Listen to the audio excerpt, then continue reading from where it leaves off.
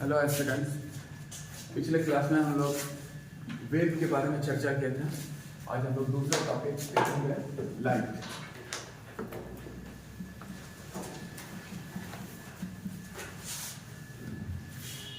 Light को परिभाषित किया गया है इस तरह से कि ये ऊर्जा का एक रूप है, it's a form of energy, जो कि ब्रेन में एक स्टिमुलेशन उत्पन्न करता है जो कि दिखता है। तो मतलब इसको कैप्चर करता है आई, लेकिन परसेप्शन करता है ब्रेन। देखने का काम ब्रेन होता है। ये जो ऊर्जा का रूप है, ऊर्जा है, इसका परमाणु भी है। ये सामने ये परमाणु है, न्यूटन के एक्सपेरिमेंट से उन्होंने प्रस्तुत किया था एक फोटो इलेक्ट्रिक इफेक्ट। न्यूटन का ये प्रयोग था जिसमें उन्होंने दर्शाया कि प्रकाश जब किसी सरफेस को स्ट्राइक करता है तो फिर इलेक्ट्रॉन निकलता है, मतलब विद्युत ऊर्जा निकलती है। और ये जो उनका एक्सपेरिमेंट था, यही तो इस एक्सपेरिमेंट पे ही उनको नोबेल पुरस्कार मिला। इसका उदाहरण है फोटो इलेक्ट्रिक इफेक्ट। प्रकाश एक ऊर्जा है कि नॉर्मली जो सोलर एनर्जी को कैप्चर किया जाता है, सोलर एनर्जी लाइट के रूप में आता है, उसके लिए यूज किया जाता है solar photovoltaic cell. Voltaic cell तो वो जो लाइट को कैप्चर करके फिर इलेक्ट्रिसिटी बनाता है, जिससे बैटरी चार्ज होता है, जो सोलर एनर्जी के रूप में यूज होता है। सोलर फोटोवोल्टाइक सेल वो इसी प्रिंसिपल पर काम करता है। तो मतलब यहां पर कहने का तात्पर्य था कि प्रकाश ऊर्जा का एक रूप है जिसका परसेप्शन ब्रेन करता है, कैप्चर आई करता है, वो रिसेप्टर ऑर्गन है। नेक्स्ट हम लोग देखें कि लाइट का नेचर को क्या है। इसके संबंध में अलग अलग वैज्ञानिकों के कुछ विचार में अंतर है। तो इसका नेचर के बारे में दो प्रमुख मान्यताएं या विचार पर थ्योरी प्रस्तुत किया गया है। एक है, इसको कहा गया है वेव के रूप में तरंग होता है, एक सिद्धांत कहा गया है। और जो कहा है वो वैज्ञानिक का नाम हाइजेन।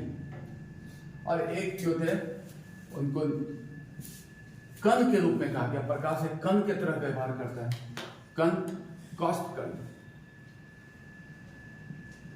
ऐसा व्यवहार करता है, ऐसा कहा है न्यूटन ने। तो इसी तरह आधार पर उसको नेचर को एक्सप्लेन करने के लिए प्रकाश का एक वेव थ्योरी है, दूसरा कॉस्पिकुलर थ्योरी, कणिका का सिद्धांत। और इस तरह के बाद में भी वैज्ञानिक आए, इस पर रिसर्च है कि कौन सही है। तो एक्सपेरिमेंट में दोनों तरह का एक्सपेरिमेंट कुछ वैज्ञानिक ने समर्थन किया। जैसे थॉमस यंग इसमें सपोर्ट किया, जो इस तरह का प्रयोग में पाया। थॉमस यंग का एक्सपेरिमेंट, जेम्स क्लार्क मैक्सवेल उसका एक्सपेरिमेंट कि वेव की तरह व्यवहार करता है, जबकि कण की तरह व्यवहार करता है। इसमें भी कुछ वैज्ञानिक ने पाया। तो इसके सपोर्ट में जो थे अल्बर्ट आइंस्टीन ने कहा कि हाँ, कि प्रकाश कण की तरह व्यवहार करता है। और उस कण को अल्बर्ट आइंस्टीन ने नाम दिया फोटोन, जो कि ऊर्जा का छोटा छोटा पैकेट्स होता है।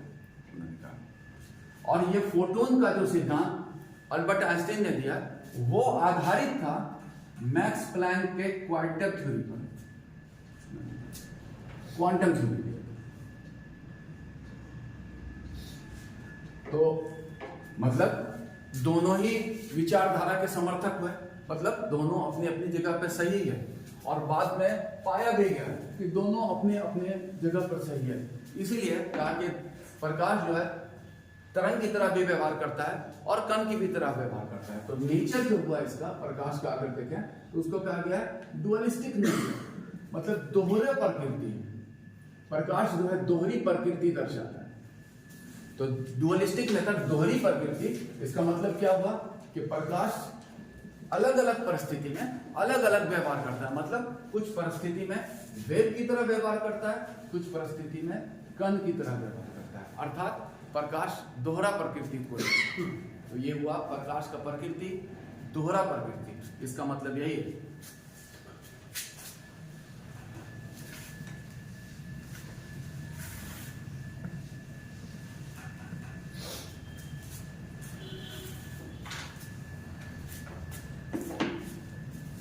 अब क्या है कि प्रकाश का जो जिस माध्यम होकर चलता है प्रकाश, और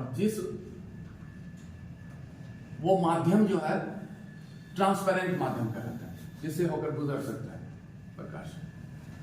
तो ये जो ट्रांसपेरेंट माध्यम है उसमें भी अंतर होता है, अलग अलग तरह के ट्रांसपेरेंट होता है। तो अंतर होता है इसका आधार है इसका घनापन। घनापन मतलब उसकी सघनता, उसका कितना डेंस है, तो जिसको कहा गया रिफ्रैक्टिव इंडेक्स। रिफ्रैक्टिव इंडेक्स कहते हैं घनापन को। तो ऐसा है कि प्रकाश जो चलता है ट्रांसपेरेंट माध्यम में, कम घना माध्यम में जो है और अधिक घना माध्यम, तो अंतर यही है, अधिक कम घना माध्यम में अधिक वेग और अधिक घना माध्यम में कम वेग। तो हम लोग कुछ उदाहरण देते हैं। प्रकाश जो है चूंकि वो इलेक्ट्रोमैग्नेटिक वेव का रूप है, इसलिए निर्वात में भी चलता है। तो उसका वेग हम लोग देखेंगे। वेग प्रकाश का निर्वात में ऐसा है 3 लाख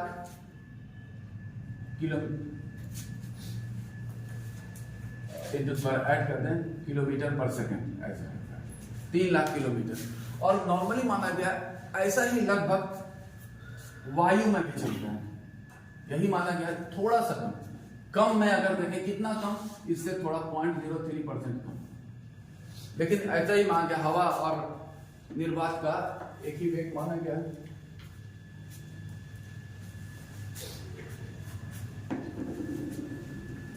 जल में इसका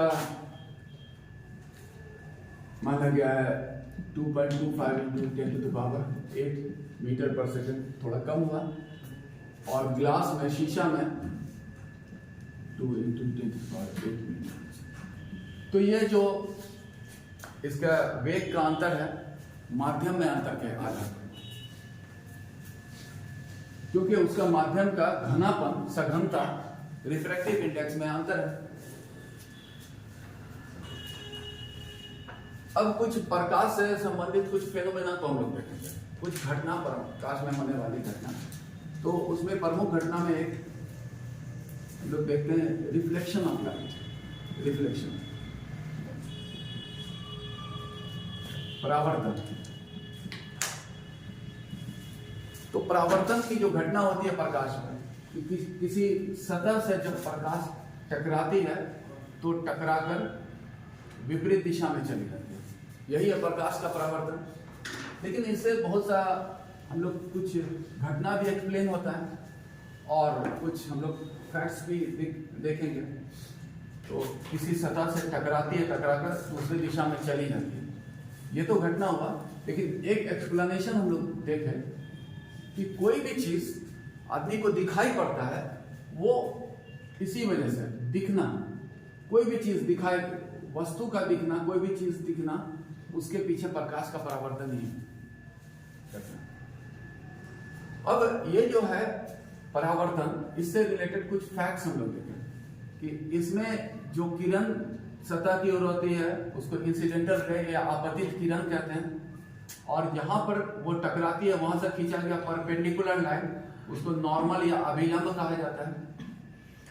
और जो टकराने के बाद दूसरी दिशा में चला जाती है परावर्तित किरण या रिफ्लेक्टेड रे का, ये कोण अभिलंब के साथ जो बनाता है उसको एंगल ऑफ इंसिडेंस, आपतन का कोण, और जो ये परावर्तित किरण नॉर्मल से जो कोण बनाता है परावर्तन का कोण है।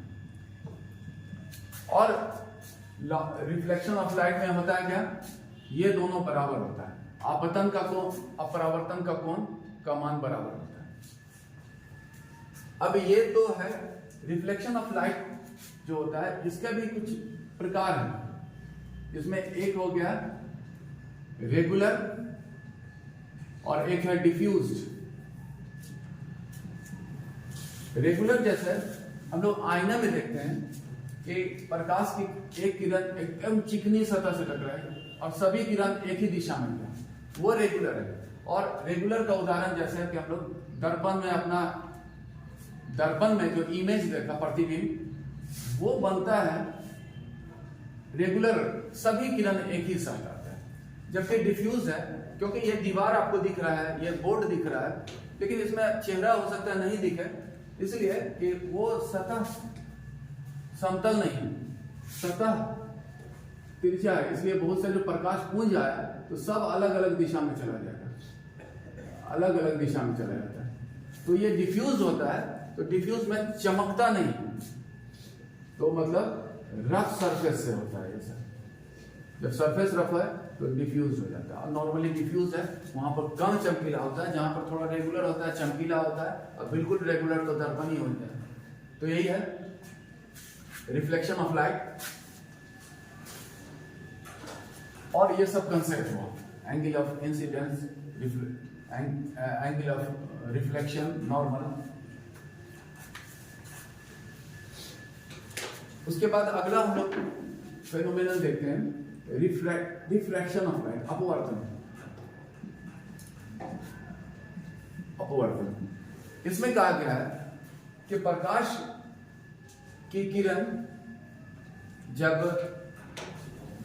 अलग अलग माध्यम होकर गुजरती है, एक माध्यम में तो सीधा ही चलता है, लेकिन अगर डिफरेंट मीडियम है तो फिर वो उसके पथ में परिवर्तन हो जाता है, उसके जो है पथ में परिवर्तन बदलता है अपना रास्ता। और ये जो पथ में परिवर्तन होता है उसी को कहा जाता है रिफ्रैक्शन। और इस रिफ्रैक्शन में जैसे वो है, ये हुआ क्लास, तो ये हुआ सघन माने हाई रिफ्रैक्टिव इंडेक्स। तो सघन से सघन माने रेयर से विरल की ओर गया, तो ये हुआ उसका नॉर्मल, तो वो अभिलंब से दूर हटता है, ऐसे जाना चाहिए था, दूर हटता है, तो यही है रिफ्रैक्शन।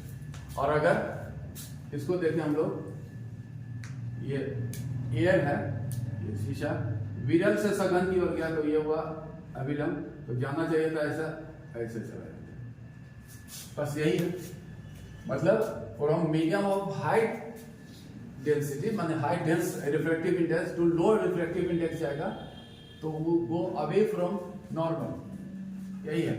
लेकिन जब फ्रॉम लो टू हाई गया तो मूव टुवर्ड्स नॉर्मल, तो यही होता है इसमें। और इस घटना से बहुत सा एक्सप्लेनेशन डेराइव होता है।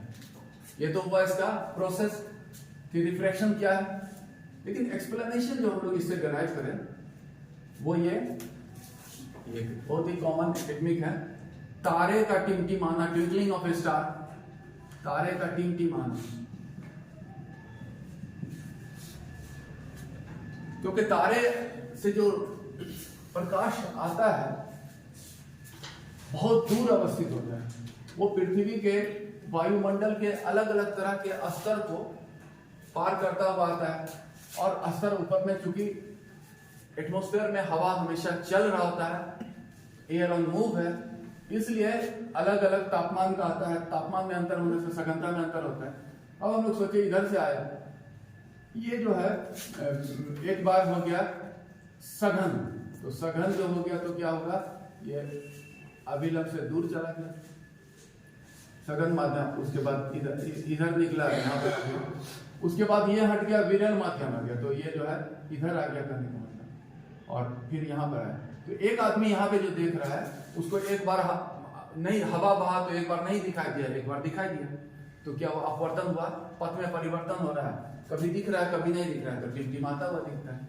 दूसरा हम लोग देखें कि इसी का रखा हुआ जो छड़ी है वो मुड़ा हुआ प्रतीत होता है, क्योंकि यहाँ से जो किरण आया ये इधर मुड़ गया, अधिक रिफ्रैक्टिव इंडेक्स से कम की ओर आया तो इधर मुड़ गया, तो आंख जो होता है सीधा दिखता है ऐसा, तो उसको लगता है यहाँ सामने में तो सीधा है, यहीं पर मुड़ा हुआ है, तो मुड़ा हुआ दिखता है। तो टेढ़ा रखना चाहिए। जल में रखी छड़ी का मुड़ा हुआ प्रतीत करना, छड़ी का मुड़ा मैंने इट अपियर्स बेंट, मैंने वो जो हुआ जो भी उसका मुड़ा प्रतीत होना। उसके बाद बहुत सा चीज है, स्विमिंग पूल का सतह ऊपर उठा होना, या फिर सिक्का अगर गिरा हुआ है इसमें तो पानी में गिरा हुआ है तो वो भी इधर आएगा, दिखने में इधर आए तो अब लगेगा कि यहीं पर है। तो इसी तरह से जो है स्विमिंग पूल में भी कम गहरा दिखना, जल से भरा स्विमिंग पूल जो है ब्लू रंग रहता है, उसमें कम गहरा प्रतीत होना। सिक्का अगर जल में रखा हुआ है तो वो कम ऊंचे पर रखना। ये सब कुछ एक्सप्लेनेशन है। और एक एक्सप्लेनेशन देखें हम लोग इस अपवर्तन से। अपवर्तन से होता है कि एक तो बनता है सुबह जब शाम को जो सूर्य डूबता है तो क्या है, अभी होराइजन में ही रहता है, मतलब जिसको क्षितिज कहते हैं। जब सूरज पृथ्वी के तल के नीचे प्रतीत होता है तो वो होराइजन है, तो वहां पे नीचे रहता है तभी उसकी रोशनी आती है। उसको ट्विलाइट कहा गया, डाउन के समय जो होता है। तो ऐसा है, ये ज्योग्राफिकल फेनोमेनन है। तो ट्विलाइट का दिखना, ट्विलाइट जो दिखता है मतलब वो सूर्य अभी उदय नहीं हुआ है लेकिन उसकी रोशनी आ जाती है। ज्योग्राफी में उसको ट्विलाइट कहते हैं। तो ट्विलाइट जो उसमें बनता है वो भी अपवर्तन का ही है, ट्विलाइट का बनना।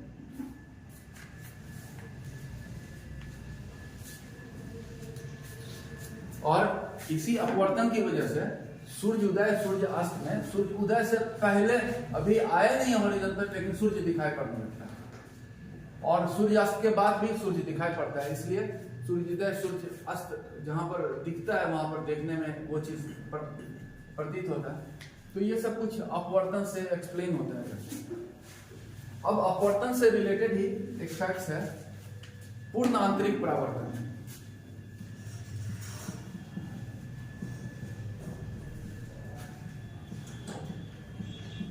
इसको कहा गया total internal reflection. Total internal reflection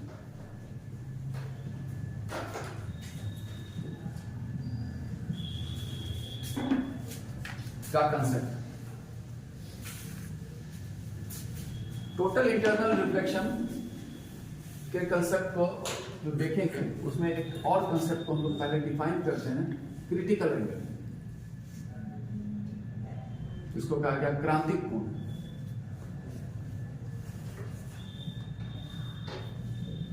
तो क्रांतिक कोण का जो कंसेप्ट है वो ये कि कोई माध्यम है, कोई सघन माध्यम है। अब जिस माध्यम का सघनता रिफ्रैक्टिव इंडेक्स जितना ज्यादा होगा उसको मोड़ने की क्षमता अधिक होगी। जैसे हम लोग बोले यहां से प्रकाश की किरण दिया गया, इस एंगल से गया ऐसा और मुड़ के ऐसा हो गया। एक दूसरा माध्यम है जिसमें इसी एंगल से गया लेकिन जो है कम मुड़ा, तो मोड़ने की क्षमता ए में ज्यादा है बी से। तो इसमें अगर थोड़ा और एंगल बढ़ाते हैं, ऐसा करते हैं, तो क्या होगा, ये प्रकाश की किरण इस एंगल से चला जाएगा। ये हुआ, पहले था x, ये हो गया ये है x, ये है y। तो y एंगल जो हुआ वो एंगल किसी माध्यम का वो एंगल जिसपे आपतित होने पर अपवर्तित किरण जो होता है जो होता है अपवर्तन का कोण कहें, अपवर्तित किरण जो अपवर्तन का कोण बनाता है वो अभिलंब से उसका मान 90 डिग्री हो जाता है, उसको कहा जाता है क्रांतिक कोण। तो मतलब ऐसा हुआ, मतलब है जिसका कम क्रांतिक कोण, जिसका अगर कम क्रांतिक कोण का मान है तो क्या होगा, अपवर्तन अधिक हो रहा है, कम ही में हो रहा है वो। तो कम क्रांतिक कोण अगर है उसका वैल्यू किसी माध्यम का, तो उसका अपवर्तन अधिक हो रहा है, ये कम नहीं है। और इसके लिए क्योंकि इसका रिफ्रैक्टिव इंडेक्स का मान कम है तो इतना पर लाए तब यहाँ पे गया, तो इसका ज्यादा हो गया, तो मतलब इसका क्रांतिक कोण का मान ज्यादा है, मोड़ने की क्षमता कम है, मतलब उसमें अपवर्तन कम होता है। और इस तरह का अधिक अपवर्तन वाला उदाहरण अगर कोई माध्यम देखें, एग्जाम्पल में देखें हम लोग हीरा ऐसा माध्यम है जिसका बहुत कम क्रांतिक कोण होता है। और अब हम लोग देखते हैं पूर्ण आंतरिक परावर्तन की घटना कि किसी माध्यम में अगर कोई किरण आपतित होती है और क्रांतिक कोण से अधिक होती है, तो क्रांतिक कोण तक तो यहां निकला, क्रांतिक कोण से अधिक हुआ तो फिर उसी माध्यम में लौटा और ये इस तरह से एक तरह का रिफ्लेक्शन हो गया। हालांकि माध्यम जो है पारदर्शक है लेकिन लौट आता है क्योंकि इसका वैल्यू जो है वो क्रांतिक आपतन का कोण का मान जो है क्रांतिक कोण से अधिक हो गया। तो ये घटना हो गया पूर्ण आंतरिक परावर्तन। मतलब तो ये घटना होता है कब कि जब आपतन का कोण जो होता है angle of incidence is greater than क्रांतिक कोण, तब क्या होता है कि प्रकाश उसी माध्यम में लौट आता है, लौट जाता है उसी माध्यम में।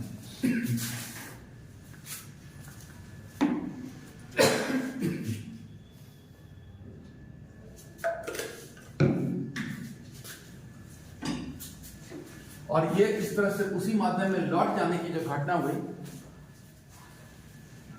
ये पूरा प्रोसेस हुआ टोटल इंटरनल रिफ्लेक्शन। और इससे से एक्सप्लेन होता है टोटल इंटरनल रिफ्लेक्शन से बहुत सा घटना होता है एक्सप्लेन।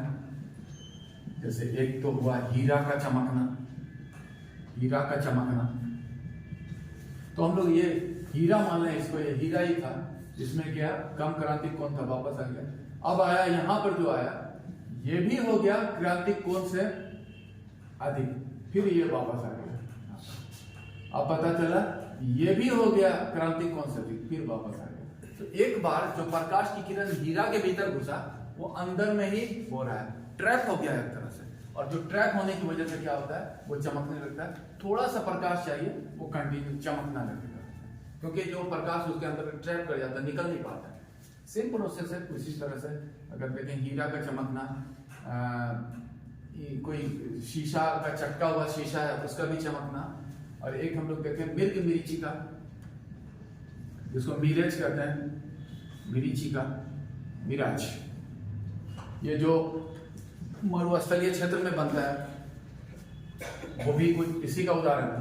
क्योंकि जो मरुस्थलीय क्षेत्र है वहां पर काफी तापमान कम रहता है, तो जो हवा का वो भाग जो जमीन के निकट रहता है वो गर्म ज्यादा होता है। जैसे जैसे ऊपर बढ़ते हैं तो थोड़ा कम गर्म होता है, तो यहाँ पे ठंडा होता है तो गर्म, तो कम घनत्व हो जाता है। कम घनत्व मतलब रिफ्रैक्टिव इंडेक्स कम, अधिक रिफ्रैक्टिव इंडेक्स। और यहाँ पर अगर ये बना हुआ है कुछ आदमी जो कि पानी की तलाश में है, तो यहाँ से प्रकाश की किरण आया, जैसे कोई पेड़ है, जैसे वहां पर पाम का पेड़ है तो इधर से प्रकाश आया, तो क्या है अधिक घना से कम घना की ओर आया तो अभिलंब से दूर हट गया। तो ये अधिक घना से आया तो अभिलंब है तो दूर हट गया, फिर और दूर हट गया। उसके एक समय ऐसा आया कि इसका मान जो हो गया वो क्रांतिक कोण से अधिक हुआ, तो फिर हो गया पूर्ण आंतरिक परावर्तन। यहाँ पहुंच गया इसके आंख तक, और जो आदमी तक पहुंचा वो उसको दिख रहा है कि यहाँ से आ रहा है प्रकाश। क्योंकि आंख का जो, जैसे हम लोग बोले कि कोई चीज देखता है तो ब्रेन परसेप्शन करता है, क्या है जो ब्रेन परसेप्शन करेगा वो, तो ब्रेन परसेप्शन कर रहा है कि इधर से आ रहा है, लेकिन सामने में वो भी दिख रहा है सामने। तो ब्रेन परसेप्शन किया कि ऐसा जो होता है, लर्निंग प्रोसेस है, ऐसा होता है, पानी ही होता है कि ऐसा होता है कि ऊपर भी है वैसा भी है, छाया बनता है, तो उसको लगेगा कि छाया बन गई, लेकिन आ रहा है इधर से। टोटल इंटरनल रिफ्लेक्शन के बाद सामने भी है तो उसको लगता है कि पानी है, और आदमी जो है पानी की तलाश में यहाँ पर आता है, इसलिए कहा जाता है मिर्च की तरह आ जाता है, तो मिर्ची का हो गया। उसी तरह से हम लोग देखें इस प्रोसेस से चलता है प्रकाश ऑप्टिक फाइबर में।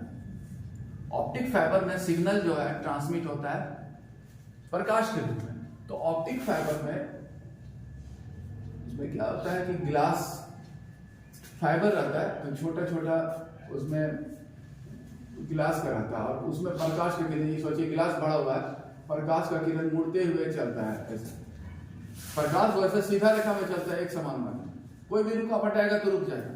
लेकिन ऑप्टिक फाइबर में क्या है कि उसमें तो हो रहा है पूर्ण आंतरिक परावर्तन, पथ परिवर्तन करते हुए कहीं भी मोड़ा हुआ है पहुंच जाएगा। और इसी ऑप्टिक फाइबर में बहुत सारी चीज, आजकल तो मॉडर्न जो साइंस का इक्विपमेंट इस पर काफी कुछ होता है, जैसे मेडिकल साइंस में इंडोस्कोपी, लेप्रोस्कोपी, ये सब क्या है, उस सब में ऑप्टिक फाइबर यूज होता है, उसका काफी यूज है। तो उसमें ऑप्टिक फाइबर में जो कोई भी सिग्नल होता है वो प्रकाश के रूप में होता है, और प्रकाश चलता है, मुड़ा हुआ भी रहेगा तो वो चलता है, क्योंकि वहां पर सीधा नहीं चल रहा, पूर्ण आंतरिक परावर्तन होगा, कितना मुड़ा हुआ रहेगा वो चलेगा। तो ये हुआ टोटल इंटरनल रिफ्लेक्शन। अब अगला घटना देखते हैं हम लोग प्रकाश से संबंधित, वो है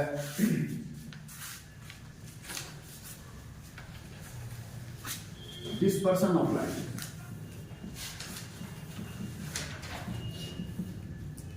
प्रकाश का वर्ण विक्षेपण, वर्ण विक्षेपण, और ये जो है वर्ण विक्षेपण, ये न्यूटन के प्रयोग पर, न्यूटन का प्रयोग पर आधारित है इसका सिद्धांत। तो वो सिद्धांत जो है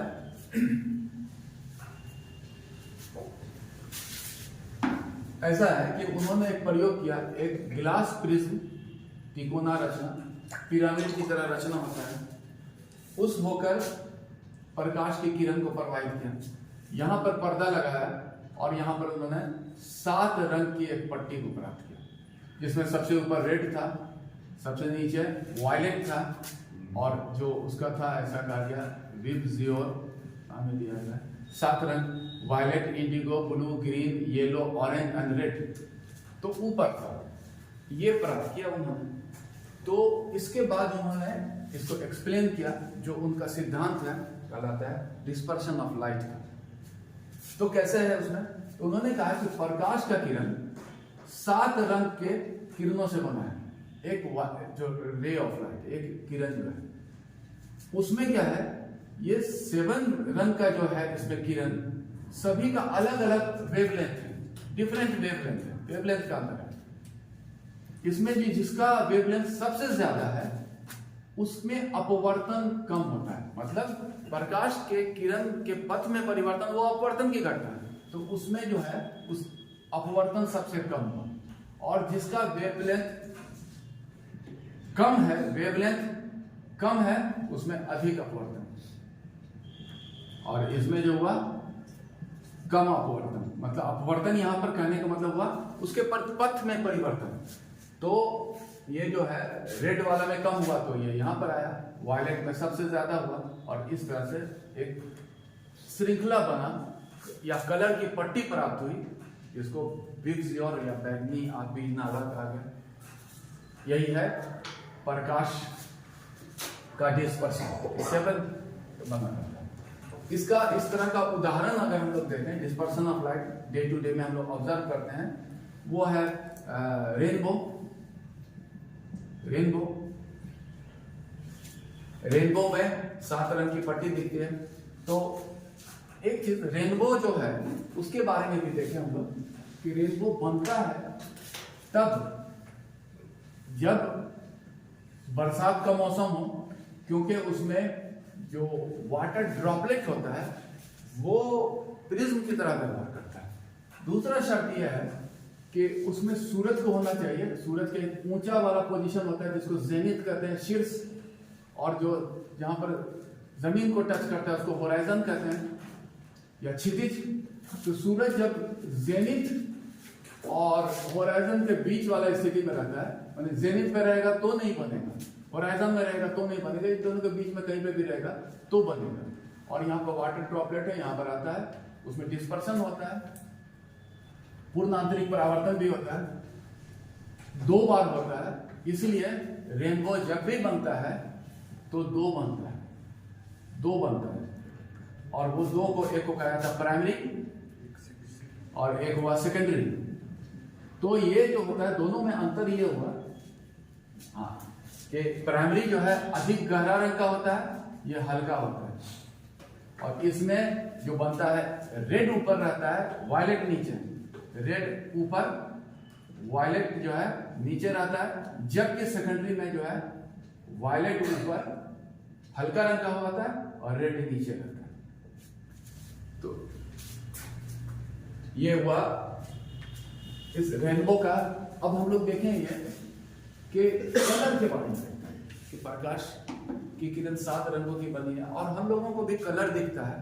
तो कलर, कोई भी कलर ऑफ ऑब्जेक्ट, कलर जो है किसी वस्तु का दिखता है क्यों? तो पहली बात कि कोई भी दिखता है क्यों, सिर्फ ये कहें तो उसके लिए तो है रिफ्लेक्शन, लेकिन रंगीन क्यों दिखता है उसके पीछे ये एक्सप्लेनेशन है कि कोई अगर रंगीन पिंड है तो वो जो प्रकाश की किरण आती है उनके सब किरणों को, सभी रंग के किरणों को अवशोषित कर लेता है और परावर्तित करता है केवल उसी रंग को जिसका वो दिखता है। तो मतलब अगर हम लोग कहें कोई ब्लू ऑब्जेक्ट है तो वो सभी को अवशोषित कर लेता है और रिफ्लेक्ट करता है किसको, सिर्फ ब्लू रंग को, इसलिए ब्लू दिखता है। रेड जो है सिर्फ रेड को रिफ्लेक्ट करेगा, और कोई अगर व्हाइट है तो वो सभी को रिफ्लेक्ट कर देता है, ऑल कलर। और जो है डार्क है वो नन, कोई रिफ्लेक्ट नहीं करता है, मतलब सबको वो अवशोषित कर देता है, तब ब्लैक दिखता है। तो ये कोई वस्तु रंगीन क्यों दिखता है, वो इसलिए रिफ्लेक्शन पर ही है, उसी रंग को वो रिफ्लेक्ट करता है, इसलिए ऐसा दिखाई पड़ता है। कलर जो है, कलर उसको क्लासिफाई भी किया गया, उसका कुछ प्रकार है ऐसा जो यहां पर हम लोग देखेंगे। एक प्राइमरी, सेकेंडरी क्लासिफाई किया गया और कॉम्प्लीमेंट्री कलर, ऐसे उसको क्लासिफाई किया गया कलर को। तो प्राइमरी कलर, प्राइमरी हम लोग देखें उसको कहा गया कि ऐसा कलर जिसके अंदर 3 कलर आते हैं और इसमें 3 कलर्स हैं, हम लोग देखेंगे, और इनके मिश्रण से किसी भी अन्य कलर को प्राप्त किया जा सकता है। तो यह है रेड, ब्लू और ग्रीन, किसी भी कलर को प्राप्त किया जा सकता है, किसी भी रंग को प्राप्त करते हैं। इसके डिफरेंट मिक्सचर्स हैं। तो इसलिए अगर हम लोग कहें कि कोई भी अगर सभी रंग दिखता है किसी चीज में, जैसे कि मॉनिटर हुआ, तो वो मॉनिटर में या टीवी स्क्रीन में क्या यूज होता है, मॉनिटर में प्राइमरी कलर ही यूज होता है, क्योंकि कोई भी रंग बन सकता है इसके डिफरेंट मिक्सचर्स। तो अब हम लोग ये देखते हैं सेकेंडरी कलर, जिसको डिफाइन किया गया, उसमें ये कहा गया है कि प्राइमरी कलर के मिश्रण से जो नया अलग कलर बनता है वो है सेकेंडरी कलर। और इसको जो है सेकेंडरी कलर मतलब कि ये हुआ mixture of primary colour, 2 primary colour मिलकर जो बनाया मिक्सचर ऑफ प्राइमरी कलर हुआ। जैसे उसको हम लोग दर्शा सकते हैं, कलर पिरामिड से दर्शाया जाता है ऐसा। तो हम लोग बने रेड, ब्लू, ग्रीन। तो इसका हम लोग उदाहरण देखें, ये रेड और ब्लू जो अगर मिलाए मिक्सचर करें तो बनता है मैजेंटा।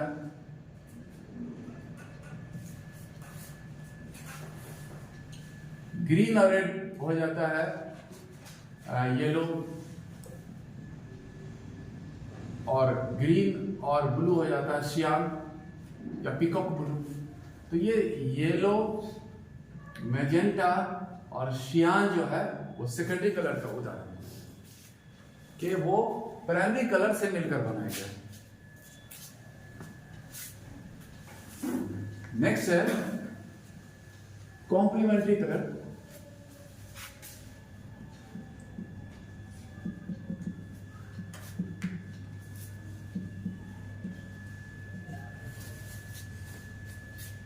उसको यही है कि 2 ऐसा कलर जिसको मिलाने पर व्हाइट प्राप्त होता है, 2 कलर का ऐसा कॉम्बिनेशन जिसको मिलाने पर व्हाइट मिलता है।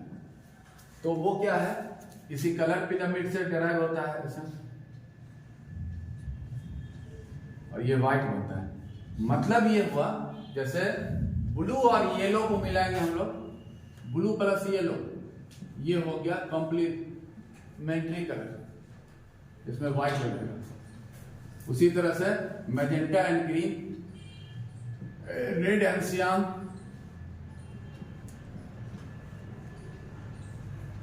मतलब परिभाषा यही है कि दो ऐसा रंग जिसको मिलाने पर व्हाइट प्राप्त होता है तो वो हो जाता है कॉम्प्लीमेंट्री कलर।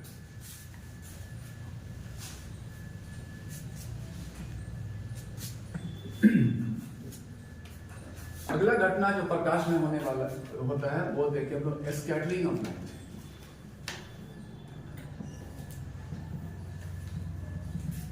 इसको कहा गया, स्कैटरिंग को परकिरणन कहा गया। और ये जो परकिरणन का सिद्धांत है, एक भारतीय वैज्ञानिक फिजिसिस्ट सीवी रमन, फिजिसिस्ट असल में ठीक है फिजिक्स के ज्ञाता थे, लेकिन वो ICS अफसर थे और वो अपने जॉब के अलावा रिसर्च में टाइम दिए और ये खोज किया जिसके लिए उनको नोबेल पुरस्कार भी मिला था। भारत में विज्ञान में नोबेल प्राइज को प्राप्त करने वाले पहले व्यक्ति हुए भारतीय। तो इन्होंने इसका खोज किया, इसलिए स्कैटरिंग ऑफ लाइट को कहा जाता है रमन इफेक्ट, रमन प्रभाव। अब ये जो घटना है वो ऐसा है कि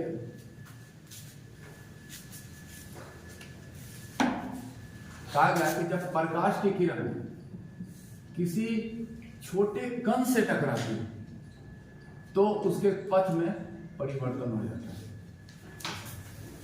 यही है स्कैटरिंग ऑफ लाइट। इसमें फिर योगदान था लॉर्ड रेले का, जिन्होंने कहा था कि फिर प्रकाश की जो किरण जिसका वेवलेंथ अधिक है तो उसका प्रकीर्णन कम होता है, और वेवलेंथ जिसका कम है उसका अधिक होता है, मतलब उसके पथ में परिवर्तन अधिक होता है।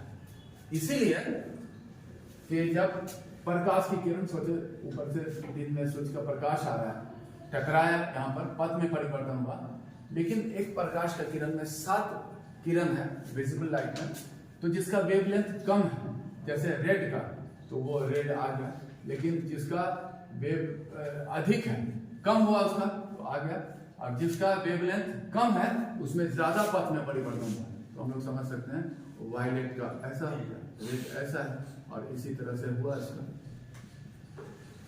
तो सबसे ज्यादा हो गया वायलेट, इंडिगो, ब्लू। तो दिन के समय जब सूरज ऊपर रहता है तो जो एटमॉस्फेयर में डस्ट पार्टिकल है उसके वजह से परिकीर्णन होता है, और इस वजह से जो एक्सप्लेनेशन दे रहा होता है कि दिन के समय ड्यूरिंग डे टाइम जो है आसमान जो है ब्लू दिख रहा है, तो वो परिकीर्णन ही के कारण, क्योंकि रेड आ गया और ऊपर में वायलेट, इंडिगो, ब्लू हुआ, तो वो सब मिला के आसमानी रंग दिखाई पड़ता है। दूसरी तरह से उसी तरह से लोग देखें कि जब सूर्य उदय या अस्त हो रहा है तो सूर्य है यहाँ से किरण आया, परिकीर्णन हो गया, तो इसमें फिर हो गया ज्यादा हो गया, वायलेट इधर चला गया,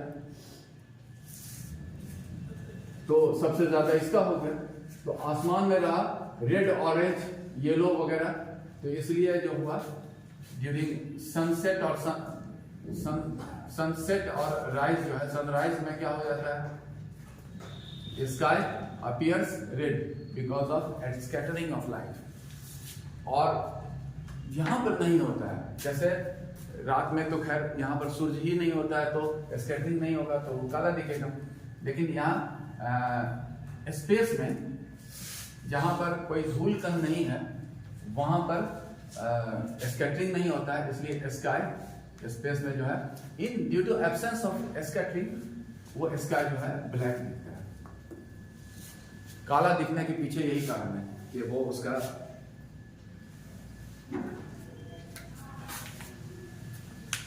अगला घटना देखें हम लोग प्रकाश में होने वाला। इंटरफेरेंस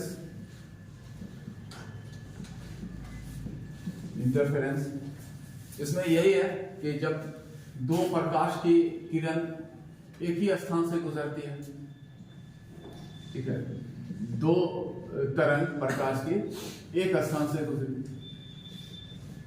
से पास करता है, गुजरता है, तो ये हो गया। जैसे एग्जाम्पल पानी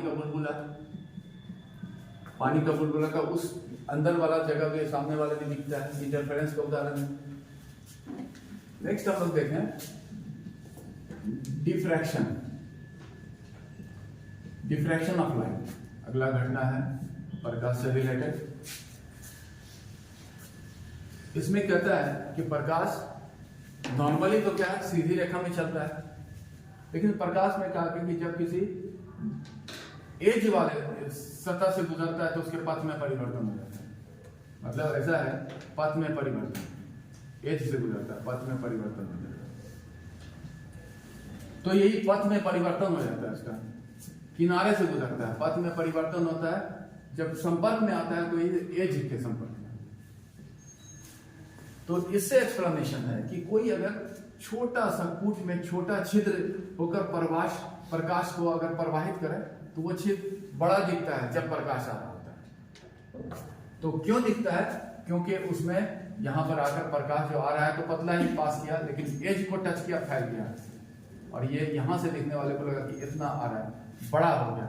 जितना प्रकाश आ रहा है वैसा ही प्रतीत होता है।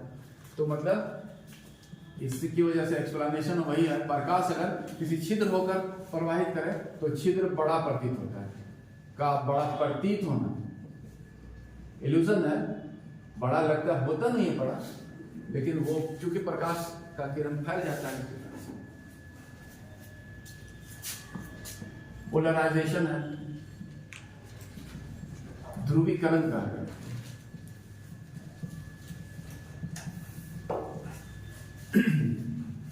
तो ध्रुवीकरण कि जब किसी माध्यम होकर प्रकाश गुजरता है तो फैला हुआ प्रतीत होता है। जैसे अगर हम लोग कोई शीशा लगाए हुए हो या चश्मा पहने हुए तो प्रकाश किरण आता है तो लगता है फैला हुआ है। तो वो फैलना जो है वो परपेंडिकुलर दिशा में आ रहा है, इधर से परपेंडिकुलर दिशा में फैलना जो प्रतीत होता है वही ध्रुवीकरण है, फैलना। उसका आंख चुंधिया जाता है उसकी वजह से। और ये एक और भी फैक्ट है, ये इस बात को प्रमाण भी है, प्रकाश में पोलराइजेशन होता है कि प्रकाश एक वेव है और ट्रांसवर्स वेव है। ट्रांसवर्स वेव में ही ये पोलराइजेशन की घटना होती है। नेक्स्ट हम लोग ये देखें कि प्रकाश से कोई चीज दिखता है, जैसे हम लोग इमेज भी अपना देखते हैं, आईने में देखते हैं अपना प्रतिबिंब। तो यहाँ पर हम लोग वही इमेज या प्रतिबिंब की बात करें जो प्रकाश के कारण बनता है। बहुत सा उसके लिए मिरर में बनता है इमेज, लेंस से भी बनता है इमेज। तो ये इमेज को पहले डिफाइन करते हैं। इमेज जो प्रतिबिंब बनता है प्रकाश के कारण, इसका प्रकार हम लोग को देखते हैं, क्योंकि इस प्रकार से जो कंसेप्ट आएगा उसको हम लोग को यूज करना है, थोड़ा फैक्ट्स डिराइव होता है। तो इमेज जो है उसको दो प्रकार में बांटा गया। एक है रियल, वास्तविक जिसको कहा गया, और वर्चुअल क्योंकि हो गया आभासी।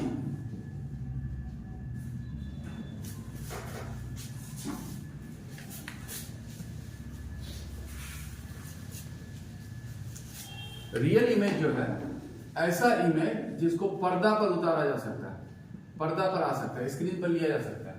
जिसको पर्दा पर नहीं, इसी तरह से इसी संदर्भ में पर्दा पर नहीं लिया जा सकता है, वो हो गया वर्चुअल। क्योंकि ये जो कंसेप्ट है रियल और वर्चुअल का हम लोग आगे यूज करेंगे दर्पण और लेंस में। तो अब हम लोग देखते हैं मिरर या दर्पण को,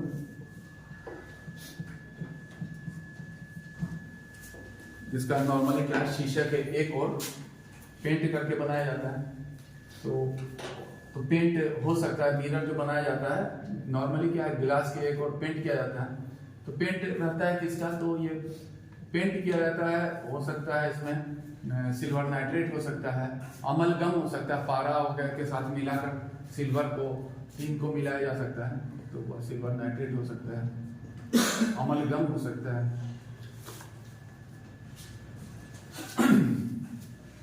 पारा का एलॉय है अमलगम, और उसके ऊपर रेड ऑक्साइड का कवर लगा दिया जाता है और बन जाता है उस, ताकि वो डैमेज ना हो अंदर का, वो एक पेंट है कवर कर दिया गया। तो मिरर बना। अब मिरर जो है उसमें जो इमेज बनता है, हम लोग को इमेज की प्रकृति देखना है, तो पहला उसके लिए इमेज की प्रकृति देखने के लिए मिरर को टाइप में बांटा गया, सब में अलग अलग तरह का बनता है। एक है प्लेन मिरर, और दूसरा गोलीय दर्पण, जिसको क्या है स्फेरिकल मिरर, गोलीय दर्पण।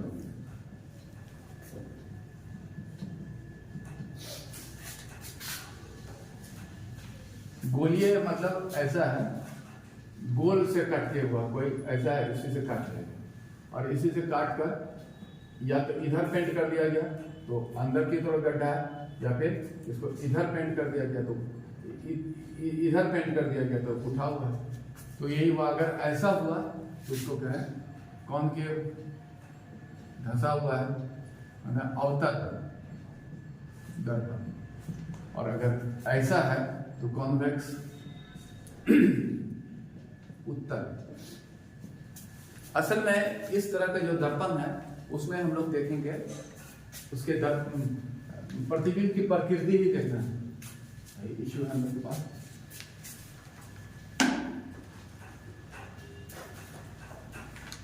तो जो प्लेन मिरर है, प्लेन मिरर उसमें क्या है, जो इमेज जो बनता है प्रतिबिंब, उसमें हमेशा जो है वर्चुअल बनता है, मतलब आभासी बनता है, सीधा बनता है, अपराइट जैसा है, मतलब सीधा करने वाला, सर ऊपर पैर नीचे वाला बात है, अपराइट बनता है। लेकिन क्या है इसमें लेटरल इन्वर्टेड हो जाता है, लेटरल इन्वर्सन, लेटरली इन्वर्टेड। ये मतलब हुआ लेटरली इन्वर्टेड कि दाहिना जो है उसमें बायां रहता है और बायां दाहिना हो जाता है, यही लेटरल इन्वर्सन होता है। ये तो ऐसा इमेज हुआ। इमेज में ये है कि नजदीक दूर जाने पर उसमें डबल स्पीड का आभास होता है, डबल स्पीड लगता है क्योंकि आपका भी स्पीड है और उधर इमेज भी उसी स्पीड से पड़ता है, तो डबल स्पीड उसमें हो जाता है। एक और फैक्ट इसमें जो देखना है कि एक समतल दर्पण में आदमी को अपना पूरा प्रतिबिंब देखने के लिए एडजस्ट करके अपने हाइट का आधा कम से कम होना चाहिए, यानी कि पूरा प्रतिबिंब के लिए जो है बने इस समतल दर्पण में, इसमें दर्पण का हाइट जो होता है ऊंचाई कम से कम उस वस्तु या आदमी का जो है आधा होना चाहिए, हाफ होना चाहिए।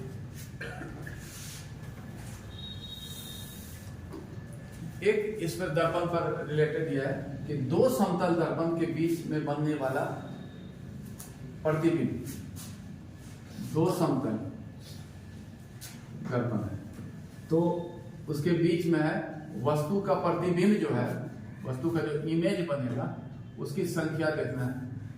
तो उसके लिए कौन पर डिपेंड करता है, उसके लिए ऐसा दर्शाया गया है, वो निर्धारित होता है 360 थीटा -1 हो सकता है, क्योंकि इसका आंसर हमेशा ऑड में आएगा। अगर ऑड आ रहा है तो -1 का जरूरत नहीं है। ये थीटा जो है दर्पण के बीच कोण है, दोनों समतल दर्पण के बीच कोण। तो इससे हम लोग कुछ फैक्ट्स डेराइव कर सकते हैं। अगर दो दर्पण 90 डिग्री पर है तो कितना बनेगा, तो ऐसा कर सकते हैं 90 डिग्री है तो 360/90, तो ठीक है, और एक तब आएगा क्योंकि ऑड ही लाना है आंसर। 3 हो गया, ये हो गया ऑड, एवन में नहीं आएगा। उसी तरह से अगर 60 में आया तो भी निकल जाएगा, और अगर आया समानांतर रखा हुआ, एक इधर है एक इधर है दर्पण और बीच में आदमी रखा हुआ, तो जो समानांतर है उसमें एंगल हो गया 0, समानांतर में है एंगल है 0, तो 360/0, 0 से हुआ इन्फिनिटी, इन्फिनिटी हो जाता है। समानांतर में जो है अनंत प्रतिबिंब बन जाता है। तो इस तरह का कुछ समतल दर्पण से रिलेटेड फैक्ट्स हुआ।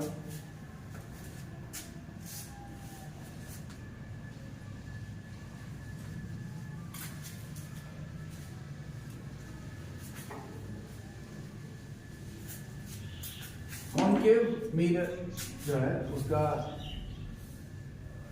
सामने का सतह धंसा हुआ रहता है। कुछ कंसेप्ट है उसको देखें हम लोग। इसमें है एक फोकस का, तो इसमें दूर से आती हुई किरण जिस स्थान पर जमा हो जाती है उसको कहा जाता है फोकस।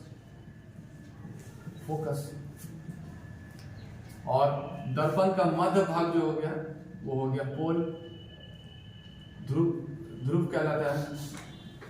और इस फोकस से पोल की दूरी हो गई फोकल लेंथ, फोकस दूरी। अगला एक कंसेप्ट है सेंटर ऑफ कर्वेचर, जिसको कहते हैं वक्रता केंद्र। तो हर स्फेरिकल मिरर का होता है वक्रता केंद्र। वो इस तरह से है कि जो स्फेरिकल मिरर है किसी वृत्त का भाग होता है, जिस वृत्त का भाग है उसके केंद्र को कहा जाता है फोकल लेंथ। ये वक्रता केंद्र जिस वृत्त का भाग है उसका जो केंद्र है, और ये जो होता है वक्रता केंद्र जो होता है वो फोकल लेंथ का दुगना होता है।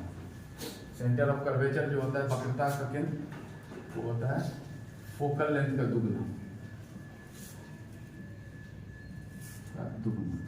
ऐसे तो ये सब कुछ कंसेप्ट हम लोग देखें। Focus, focal length, pole, centre of curvature. अब इसमें देखना है मुख्य रूप से हम लोग को कि इमेज की प्रकृति। तो उसमें एक प्रकृति जो इंपॉर्टेंट है इमेज, वो ये कि इसमें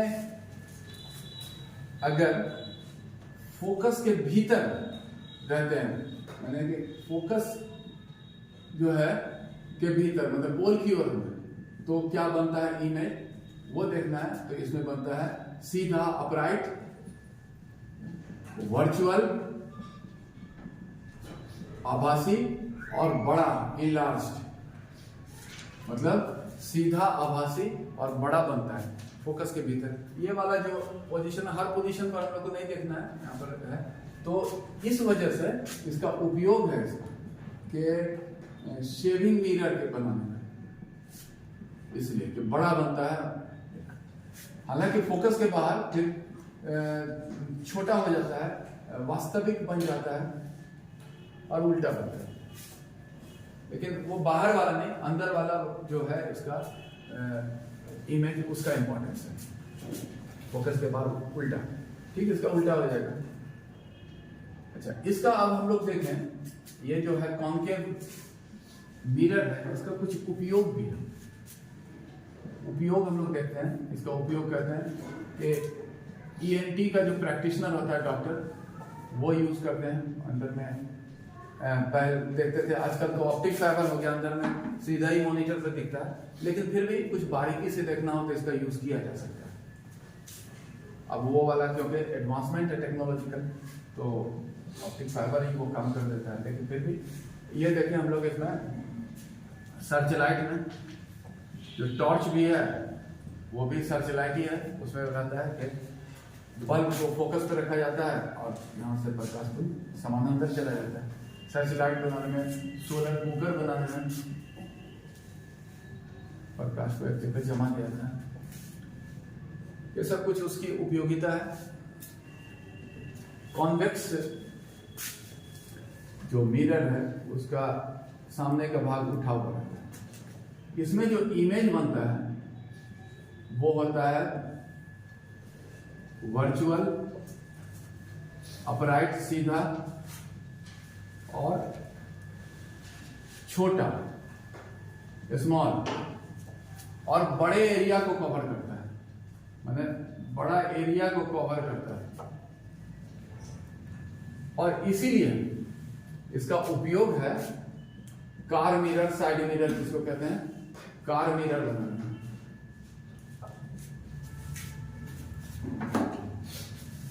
नेक्स्ट हम लोग देखते हैं लेंस के बारे में।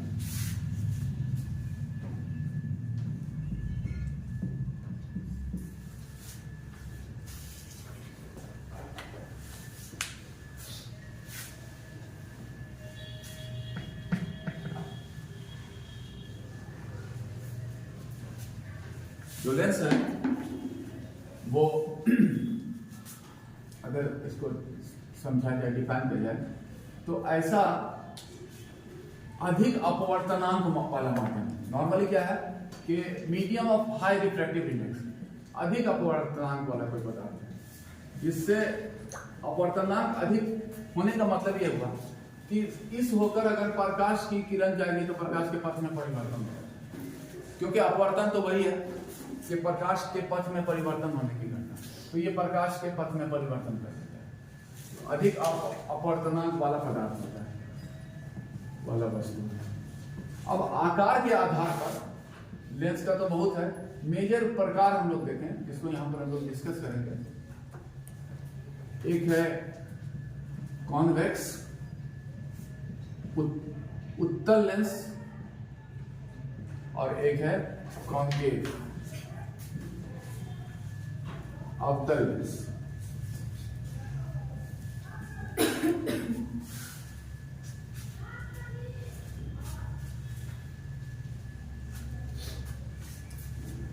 तो जो कॉन्वेक्स लेंस है इसका दोनों सतह उभरा हुआ रहता है, और कॉन्केव है उसका दोनों सतह धंसा हुआ रहता है।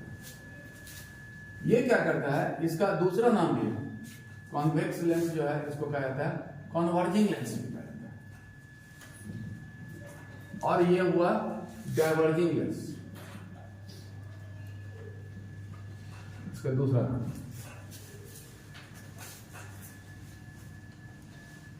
और ऐसा कन्वर्जिंग कहा जाए इसलिए कि यहां भी ये पोल हो गया उसका, इधर से दूर से आती हुई किरण समानांतर वो आकर इसके दूसरी तरफ जो है एक स्थान पर मिल जाते थे, यही हुआ कन्वर्जिंग। कन्वर्जिंग लेंस इसलिए हुआ, और डाइवर्जिंग इसलिए हुआ कि इधर से आती हुई किरण इससे गुजरने के बाद डाइवर्ज कर जाता है इस दिशा में, और इसीलिए इसको डाइवर्जिंग लेंस कहा जाता है। अब यहां पर एक चीज है कि ये तो हुआ कन्वर्जिंग डाइवर्जिंग, इसमें आप कुछ कंसेप्ट हम लोग डिराइव करें कि फोकस का कंसेप्ट है। फोकस मतलब कि जो इससे गुजरने वाली प्रकाश की किरण गुजरने के बाद जिस बिंदु पर मिलती है वो उसके फोकस को, यही है। और इसी से निकला फोकल लेंथ। फोकल लेंथ मतलब फोकस दूरी। तो फोकस दूरी जो हुआ, फोकस से लेकर पोल तक की दूरी, फोकस दूरी। यहां पर हम लोग ये देखें कि कोई लेंस है अगर, तो जिसका फोकल दूरी इसी तुलना में करें यहां पर मिलता है, और एक लेंस है ऐसा जो कि यहां गुजरने के बाद यहीं पर मिल जाता है। तो मतलब ये हुआ कि मोड़ने की क्षमता ए, बी और सी, अगर ये लेंस है तो हम लोग देखेंगे सबसे ज्यादा मोड़ने की क्षमता जो है सी में है, क्योंकि उसका फोकस दूरी कम है। तो फोकस दूरी कम है तो क्षमता ज्यादा, तो वही है। तो मतलब है लेंस की क्षमता, कैपेसिटी ऑफ लेंस जिसको कहते हैं, उसका कहते हैं पावर ऑफ लेंस। ठीक है, लेंस की शक्ति वो क्या होता है, डिपेंड करता है फोकस दूरी पर। तो अगर होता है इस तरह से डिफाइन किया 1/f, माने कम फोकस दूरी तो क्षमता उसका जो है अधिक है, यही है उसका इंडिकेटर। और ये लेंस की क्षमता जो है उसको मापन का इकाई है, उसको कहते हैं डायोप्टर।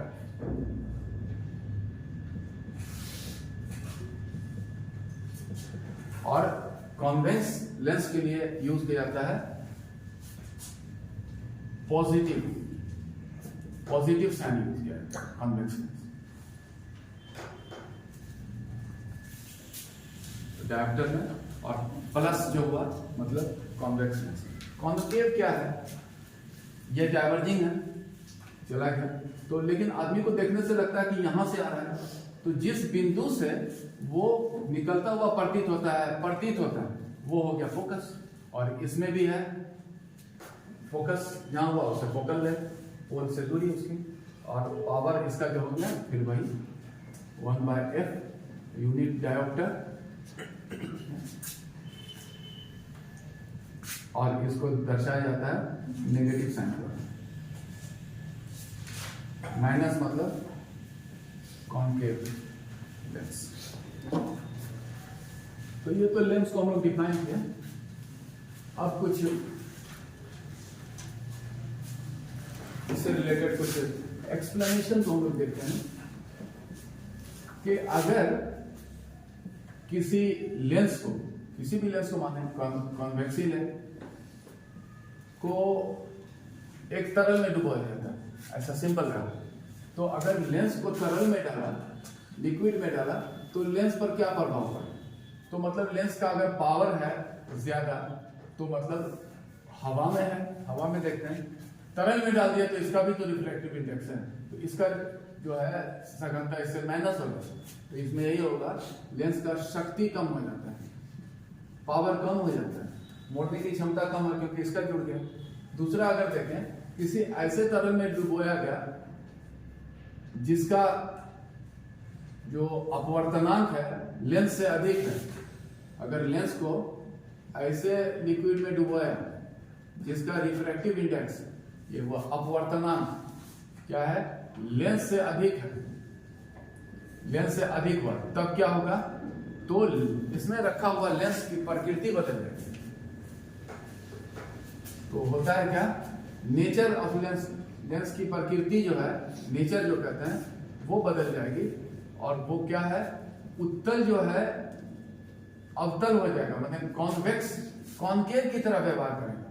जैसे यहाँ पर कॉन्वेक्स है, अब पता चला कि ये तरल ही है अधिक अपवर्तनांक का, तो लेंस तो कम अपवर्तनांक का डिफाइन किया था हम लोग, अधिक अपवर्तनांक का वस्तु ही लेंस होता है। तो यहाँ पर ये हो गया, यही हो गया लेंस, तो यहाँ पर लेंस का ऐसा हो गया शेप, तो ये अवतल हो गया, और अगर अवतल रहता तो लेंस हो गया क्या, तरल हो जाता, तो तरल का सतह उठा हुआ है, तो वो उत्तल अवतल और अवतल उत्तल की तरह व्यवहार करने लगता है, प्रकृति बदल जाती है।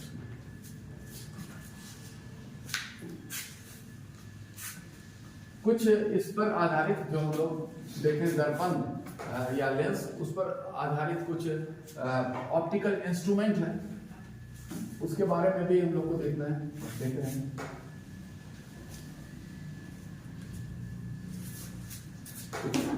ऑप्टिकल इंस्ट्रूमेंट,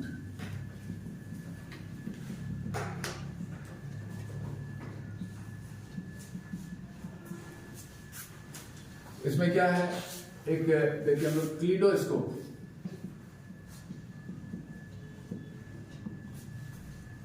बच्चा लोग खेलता है जिसमें सिमेट्रिकल फिगर बनता है, तो 3 लेंस होता है इसमें, तो इसमें क्या होता है, सॉरी दर्पण होता है, 3 जो है प्लेन मिरर का यूज किया जाता है, और तीनों एक दूसरे से जो बनाते हैं 60 डिग्री का एंगल बनाते हैं, और इसमें कोई भी चीज नीचे में डाला जाता है तो उसका जो इमेज बनता है, सिमेट्रिकल इमेज बनता है और अच्छा लगता है। तो इसमें ये 3 प्लेन मिरर और सब एक दूसरे से 60 डिग्री का एंगल बनाते हैं। पेरिस्कोप, जिसका उपयोग पनडुब्बी वगैरह में किया जाता है, आजकल तो एडवांसमेंट है, उस सब का कुछ जरूरत ही नहीं है, ऑप्टिक फाइबर आ गया है, लेकिन फिर भी ये एक गिरमिट लेवल का इसमें पेरिस्कोप होता है, बंकर वगैरह में देखने के लिए यूज किया जाता है, पनडुब्बी में यूज किया जाता था। तो ऐसे देखा जाता था, 2 है, और यहाँ से प्रकाश, यहाँ पर आदमी नीचे है बंकर में देख रहा है, तो यहाँ पर प्रकाश का किरण आता है, परावर्तित होकर इधर रहता है। तो इसमें क्या हुआ, पेरिस्कोप में 2 प्लेन मिरर, और ये जो एंगल है इसका 45 डिग्री पर अवस्थित रहता है एंगल। फिर एक है मैग्नीफाइंग ग्लास,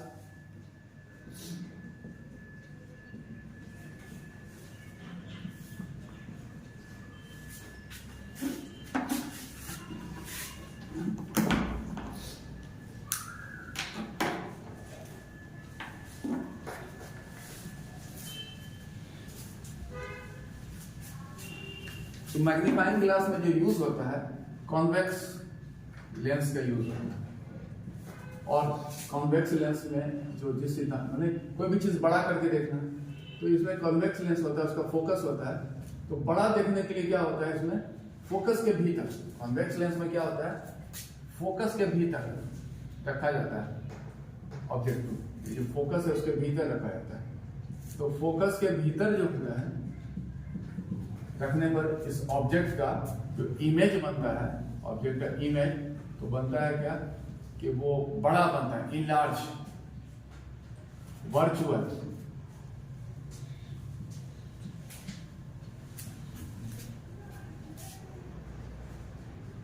और सीधा इरेक्ट बनता है, अपराइट या इरेक्ट, अपराइट या इरेक्ट, सीधा बनता है, सीधा बड़ा और ऐसे बनता है, लेकिन उसको फोकस के भीतर रखना पड़ता है।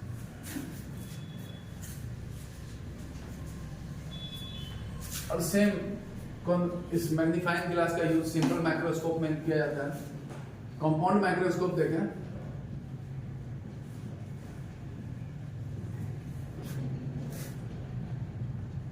जिसका खोज किया था एंटोनी ल्यूवेनहॉक, जिन्होंने उसी माइक्रोस्कोप में बैक्टीरिया वगैरह को देखा था। तो वो कंपाउंड माइक्रोस्कोप, जिसको संयुक्त सूक्ष्मदर्शी कहा जाता है, इसमें जो है ऐसा ये दो लेंस होता है, इसको लगा दिया गया इसमें देखने के लिए। लेकिन इसमें जो ये लेंस है तो इसमें दो कॉन्वेक्स लेंस यूज होते हैं,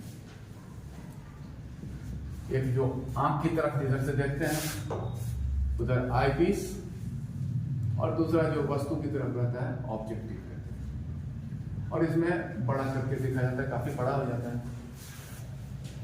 और टेलीस्कोप जो होता है नॉर्मली, वो टेलीस्कोप उसमें भी जो दूर की वस्तु को देखने के लिए है तो उसको ऐसा एडजस्टमेंट होता है, एक ये हुआ और एक ये आगे पीछे किया, एक यहाँ लगा, तो यहाँ पर जो आगे पीछे करके देखा जाता है। तो इसमें भी होता है दो कॉन्वेक्स लेंस और एक हो गया ऑब्जेक्टिव और आई पीस, इस आंख की तरफ और एक वस्तु की तरफ, और इसको आगे पीछे करके दूर की वस्तु को देखा जाता है। एक तो प्रकाश पर आधारित उपकरण जो ये है लेजर, लेजर प्रकाश पर आधारित है। तो इसका पहले फुल फॉर्म हम लोग देख लें, वो है light amplification by stimulated emission of radiation. तो ये तो फुल फॉर्म हुआ।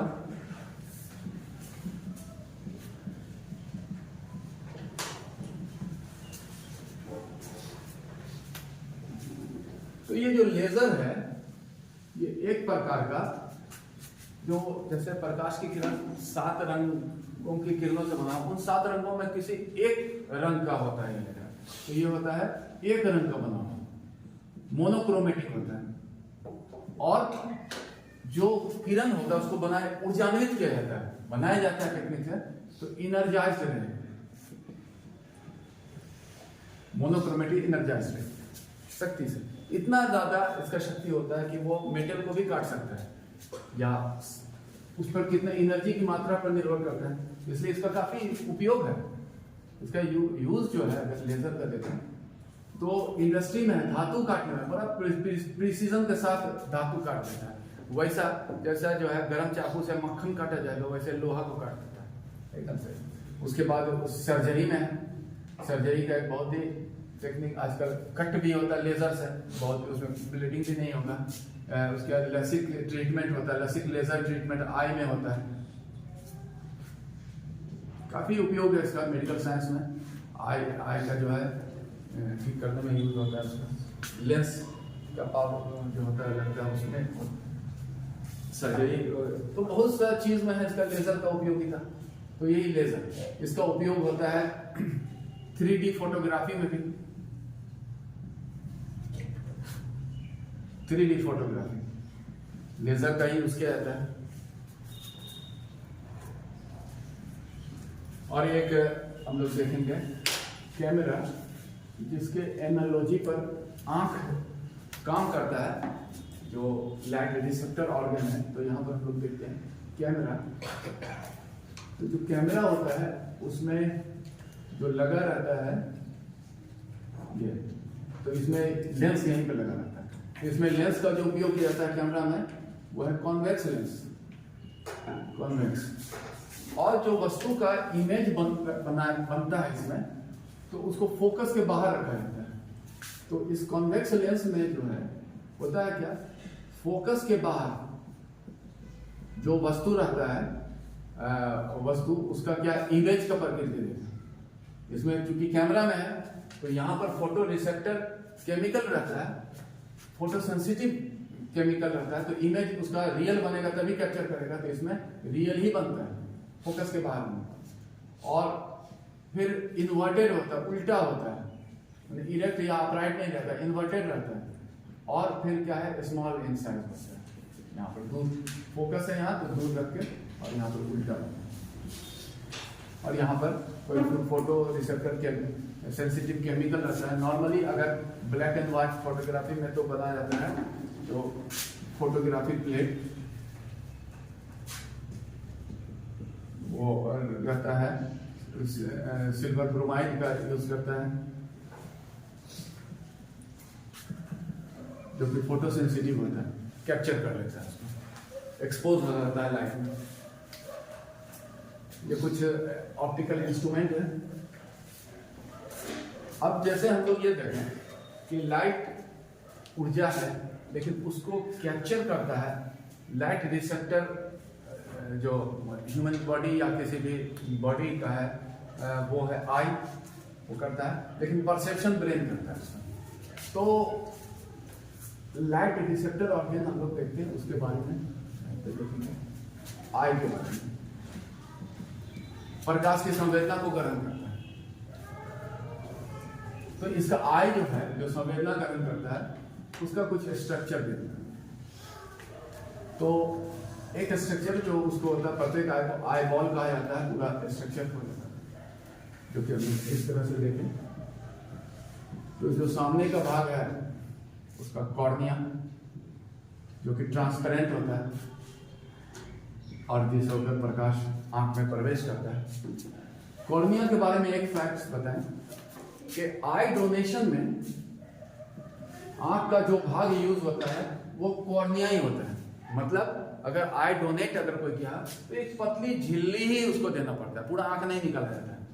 तो यही है कॉर्निया। उसके बाद जो है, कॉर्निया के बाद अगला जो है इधर जो आंख का रंग देता है वो है आइरिस। तो आइरिस जो है कलर देता है, जैसा भी आंख का है, ब्लैक है, ब्राउन है, ब्लू है, कुछ भी है तो वो आइरिस है। और ये जो आंख का रंग हुआ, ये आंख का रंग हुआ, उसमें एक छोटा छिद्र होता है, इसको कहते हैं पुपिल। पुपिल पुपिल छोटा बड़ा हो सकता है, और ये जो है छोटा बड़ा होकर प्रकाश की मात्रा का जो आंख में प्रवेश करता है उसका निर्धारण करता है। अधिक प्रकाश में ये संकुचित हो जाता है और कम प्रकाश में फैल जाता है। इसीलिए जब अचानक धूप में आता है आदमी अंधेरे से, तो आंख क्यों दिया जाता है उसका, क्योंकि फिर उसका पुपिल साइज बड़ा होता है। फिर बिजली कट गया कभी तो बिल्कुल अंधेरा छा जाता है, क्योंकि फिर छोटा रहता है पुपिल साइज, फिर जब बड़ा हो जाता है तो थोड़ा थोड़ा दिखने लगता है कि कहाँ कुर्सी टेबल रखा हुआ है, आदमी टकराता नहीं है। वो पुपिल साइज जो है छोटा बड़ा होकर प्रकाश की मात्रा जो आंख में प्रवेश करती है उसका वो निर्धारण करता है। उसके पीछे हो गया फिर ये लेंस है, और जो लगा होता है लेंस इस मांसपेशी से, सीलियरी मांसपेशी कहलाता है, जिसमें एक कह सकते हैं कि फ्लेक्सिबिलिटी होता है। उस फ्लेक्सिबिलिटी की वजह से लेंस के कर्वेचर में परिवर्तन होता है, कभी कभी पतला हो सकता है, कभी मोटा हो सकता है, मतलब उसके पावर में अंतर होता है। ये सीलियरी मसल जो है लेंस के कर्वेचर मतलब मोटाई में परिवर्तन करता है।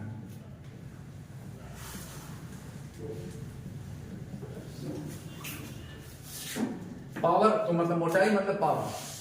अब ये हुआ कि ये पूरा लेंस से इसके बीच में तरल पदार्थ भरा रहता है, जिसको कहा गया कि एक्वस ह्यूमर कहते हैं,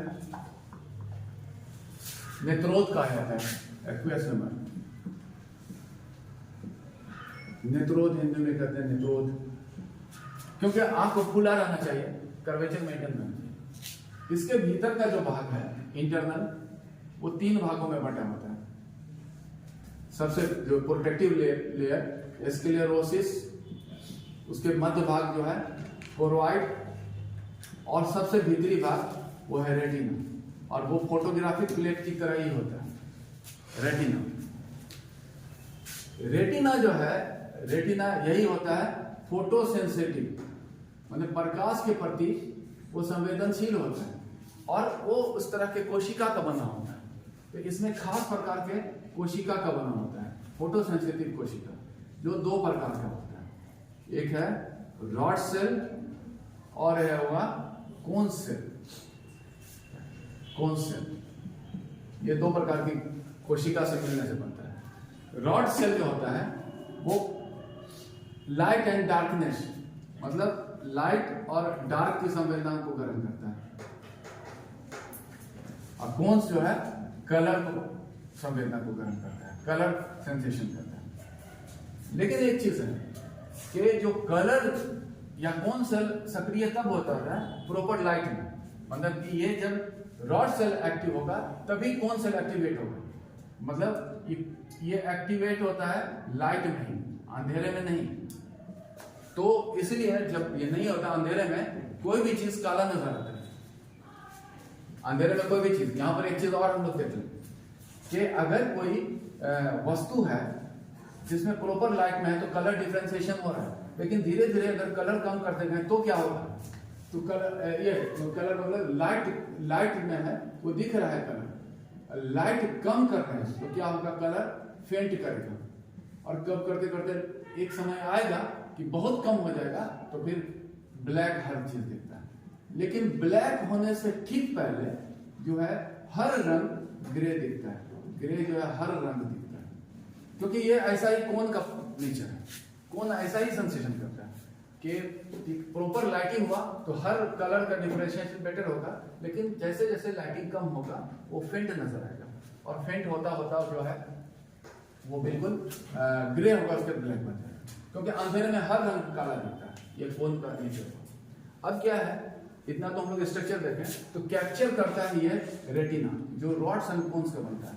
लेकिन हम लोग देख चुके हैं ये जो है आई, वो रिसेप्टर ऑर्गन है, वो परसेप्शन नहीं करता है, देखता नहीं है, देखता है ब्रेन। इसलिए इस प्रकाश को देखने के लिए ब्रेन तक पहुंचाना पड़ेगा संवेदना, और पहुंचाने के लिए रेटिना से लगा होता है ऑप्टिक नर्व, ऑप्टिक नर्व उसको कहते हैं, जो वो कैप्चर सेंसेशन को मस्तिष्क तक ले जाता है। और जहां पर ऑप्टिक नर्व रहता है वहां पर रॉड एंड कोन सेल नहीं रहता है। तो ऑप्टिक नर्व जहां पर रहता है वहां पर जो रेटिना का भाग है उसको कहते हैं ब्लाइंड स्पॉट। ब्लाइंड स्पॉट क्यों है, क्योंकि वहां पर रॉड्स एंड कोन्स नहीं होता है वहां पर, तो कोई भी संवेदना को ग्रहण नहीं करता है वहां पर। और एक जगह ऐसा है रेटिना में जहां पर इस लेंस से फोकस होने के बाद सबसे अच्छा दिखता है, इसलिए कि वहां पर रॉड्स एंड कोन्स का जमाव सबसे ज्यादा होता है, सबसे अच्छा होता है, और वो स्थान होता है फोबिया। तो फोबिया क्या है, रेटिना का वो भाग जहां पर बेस्ट विजन होता है, और आदमी हमेशा जो कुछ पढ़ता है देखता है तो वो एडजस्ट करता है, फोबिया पे लाकर इमेज बनाता है, वहां पर सबसे अच्छा, क्योंकि वहां पर जो है फोबिया के पास फोबिया इसके बाद मैक्सिमम होता है, रॉड एंड कोन्स उसकी संख्या मैक्सिमम होती है।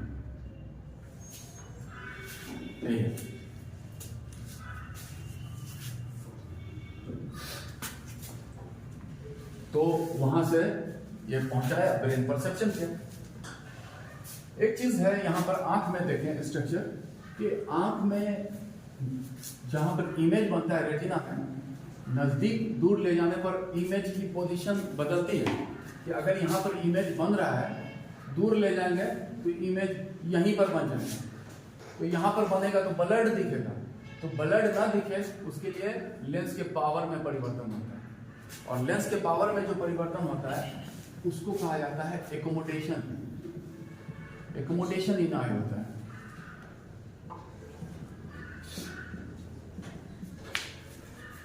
तो अलग अलग जो जंतु है उसका अलग अलग तरीका है। किसी में लेंस ही आगे पीछे जाता है, आई ही आगे पीछे जाता है, आदमी में इसका कर्वेचर में होता है, मतलब कि लेंस की मोटाई में परिवर्तन होता है। इस तरह से एकोमोडेशन होता है। कैसे? ताकि दूर एवं निकट, मतलब फार ऑब्जेक्ट, मतलब distant object and near object, वो जो मूवमेंट हो रहा है अगर ऐसा, तो उसको देखा जा सके, दूर एवं निकट की वस्तु को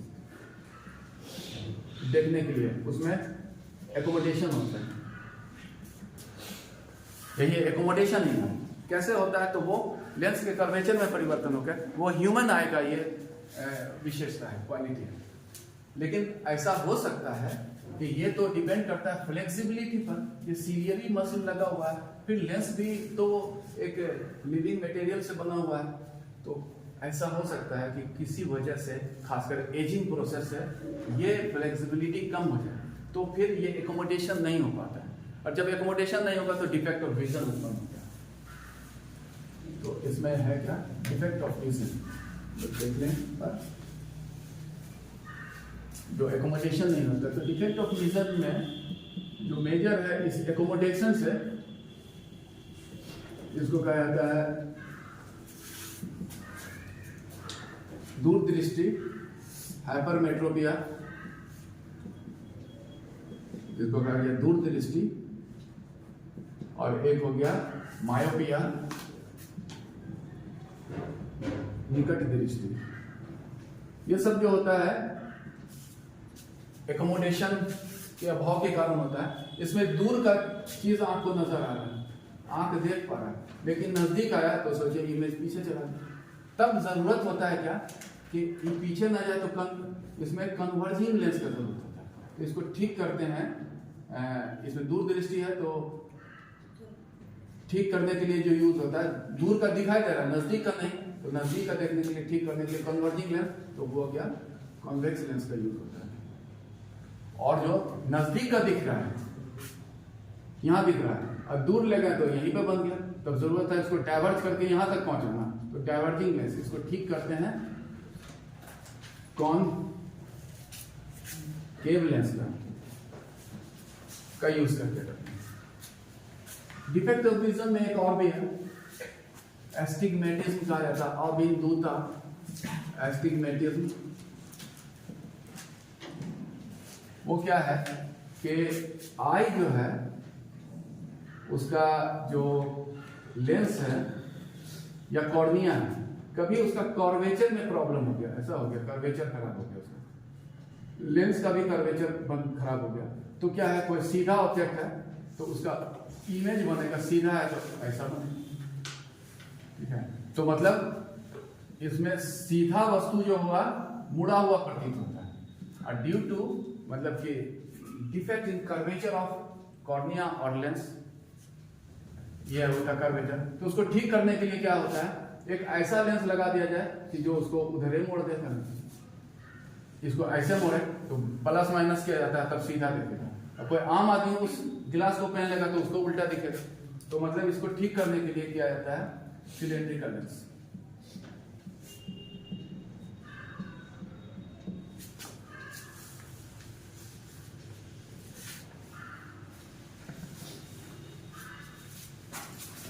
एक कंसेप्ट है क्या?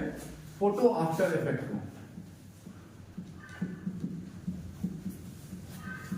कि कोई भी आंख रिसीव करता है तो आंख तो देखता नहीं है, देखता तो ब्रेन है, लेकिन इस आंख पर उस वस्तु का प्रभाव एक झलक में जब गुजरा तो प्रभाव इसका रहता है 1/16 सेकंड तक। तो वही बात, 1/16 सेकंड तक किसी वस्तु का प्रभाव रहता है।